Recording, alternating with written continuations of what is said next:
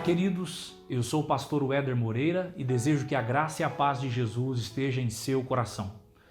Obrigado por assistir esse vídeo e, se for possível, se inscreva no nosso canal, compartilhe essa mensagem.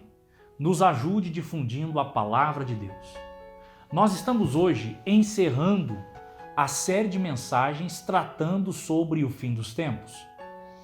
Gravamos diversos vídeos falando de forma cronológica e sistemática sobre este assunto. Se você perdeu qualquer um desses vídeos desta sequência, entre aí no canal e você será edificado pelo poder da palavra de Deus. Hoje, encerrando essa série de mensagens, eu gostaria de falar sobre novos céus e nova terra.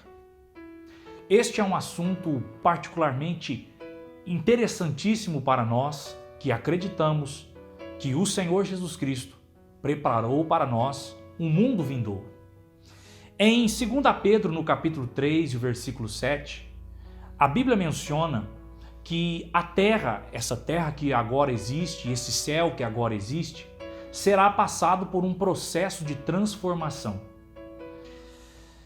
As pessoas que sobreviverem e que passarem por todos esses processos, eles entrarão nos novos céus e na nova terra. A Bíblia vai chamar este período de novos céus e nova terra de o dia eterno. Isto está lá em 2 Pedro, no capítulo 3 e o versículo 18. A Bíblia chama de dia da eternidade, dia eterno. O que seria isso? É a partir do momento em que o tempo, essa noção de tempo, de passado, presente, futuro, dias, meses, anos, será tirada e nunca mais o homem sofrerá os danos do tempo. É por isso que a Bíblia vai chamar este período de dia da eternidade, porque o tempo será arrancado da história humana e será apenas a eternidade. É interessante observar também que o próprio Jesus, em Lucas, no capítulo 20 e o versículo 35, chama este momento na história humana de mundo vindouro. É uma questão interessante nós observarmos essa expressão de Jesus, porque quando ele usa esse termo mundo vindouro, ele está falando justamente deste tempo, aonde a noção de tempo será tirada, um mundo totalmente remodelado e perfeito, preparado para aqueles que permanecerem fiéis ao Senhor.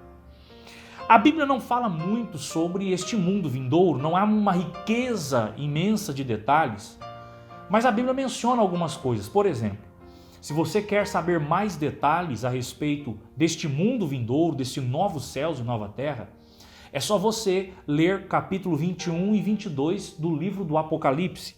Ali se encontra registrado bastante informações sobre como será este mundo vindouro. É interessante observar também, por exemplo, em Apocalipse 21, versículos 2 e versículo 10, a Bíblia nos menciona que a Nova Jerusalém, a cidade celestial, que foi preparada pelo próprio Deus, a qual ele é o próprio arquiteto, essa cidade ela repousará definitivamente na terra e ali será a morada de todos aqueles que serão fiéis ao Senhor. Este é um detalhe interessante sobre o mundo vindouro. Em Atos capítulo 3, versículo 21, a Bíblia vai dizer também que todas as coisas serão restauradas neste mundo vindouro. Os céus, a terra, tudo será restaurado. E alguém pode perguntar, mas por que haverá necessidade de restauração? É muito simples. A terra hoje está contaminada por causa do pecado. O próprio Deus em Gênesis capítulo 3 vai mencionar isto, que o pecado trouxe maldição para esta terra. E o céu que agora existe também está contaminado pela presença dos seres malignos que contaminam as regiões celestiais. Então haverá necessidade de uma purificação, onde toda a maldição do pecado e das forças espirituais malignas sejam extirpadas deste mundo vindouro. É interessante nós observarmos também, no livro de Daniel, capítulo 7, versículo 18 e 27, que a igreja que foi arrebatada, ela estará em estado de glória e felicidade eterna neste momento que a Bíblia menciona como sendo novos céus e nova terra. É interessante nós observarmos também que Daniel, nas suas profecias, vai dizer que a igreja arrebatada, neste momento do tempo, governará este novos céus e essa nova terra ao lado de Jesus Cristo. Que coisa gloriosa nós pensarmos sobre isso, não é verdade? A Bíblia também menciona em 1 Coríntios, no capítulo 2, o versículo 9, que à medida em que a eternidade for passando, nós conheceremos de fato a sabedoria e o poder de Deus. Deus é realmente um ser inesgotável, porque à medida em que a eternidade passar neste mundo vindouro, neste novos céus e nova terra, nós iremos conhecê-lo mais, saber mais do seu poder e da sua sabedoria. De fato, o nosso Deus é um Deus que não pode ser medido. Ele é um Deus de profundidade, de riquezas insondáveis. Que bom que nós servimos a Ele. Agora, eu destaquei aqui algumas informações interessantes. Em Apocalipse, no capítulo 22, a Bíblia menciona algumas coisas sobre como será a nossa vida neste mundo vindouro, neste novos céus e nova terra. Em primeiro lugar, Apocalipse 22, versículo 3, diz: "E não haverá maldição." Isso está falando sobre que no mundo vindouro haverá santidade perfeita. As pessoas estarão em santidade perfeita diante de Deus. Uma das características de uma pessoa que genuinamente nasceu de novo, nasceu de Deus, é que essa pessoa possui um desejo por santidade. E este desejo por santidade será completo quando nós estivermos neste mundo vindouro, aonde a nossa santidade será perfeita.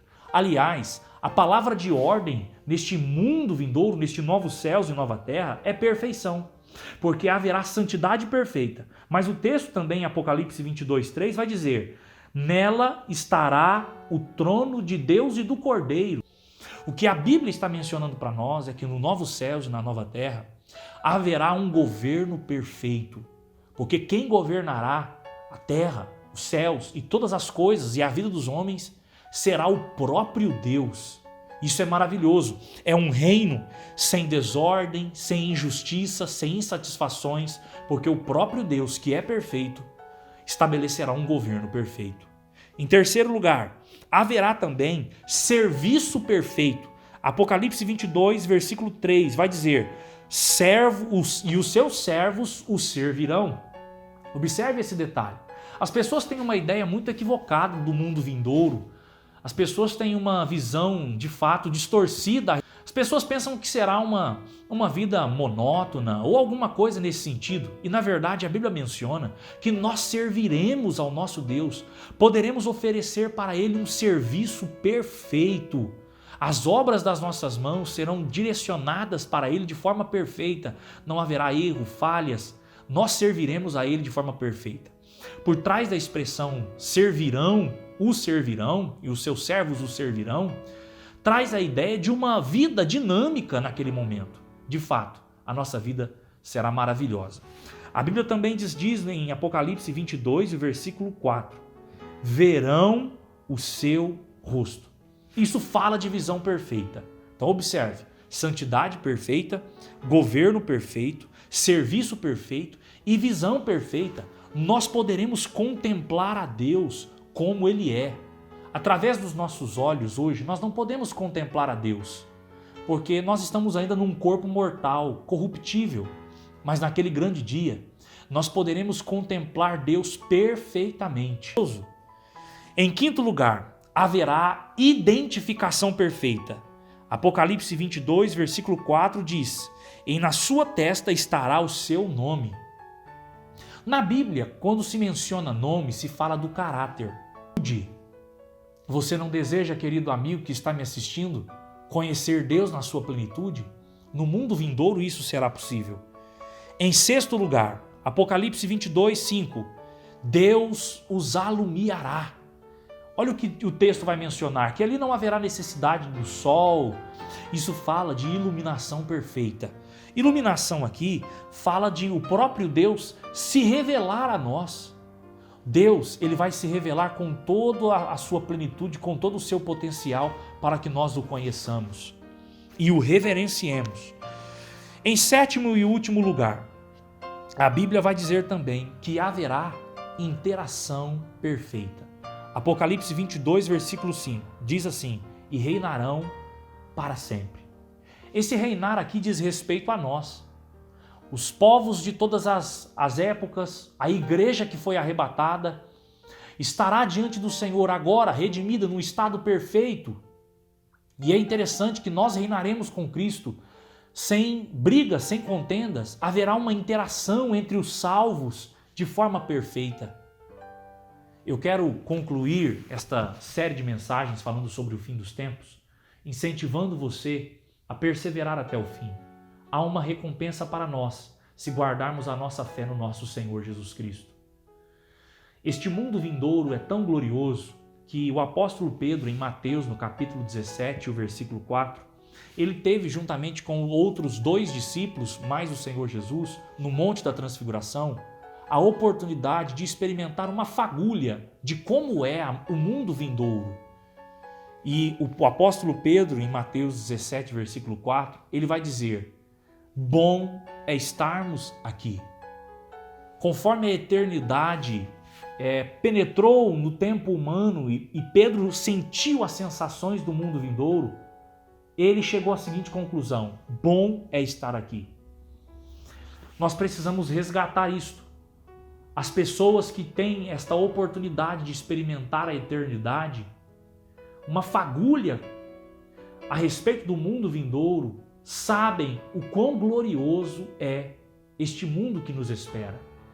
Os nossos olhos não viram, não subiu ao nosso coração. E escute, se nós pudermos apreciar pelo Espírito Santo e pela fé como será a nossa vida neste mundo vindouro, nós nos desprenderíamos muito mais das coisas desta vida e serviríamos a Deus melhor. Eu incentivo você a colocar os seus olhos em Jesus e a aguardar essa firme esperança de que um dia nós estaremos num mundo perfeito que o próprio Deus preparará para nós. Que Deus te abençoe.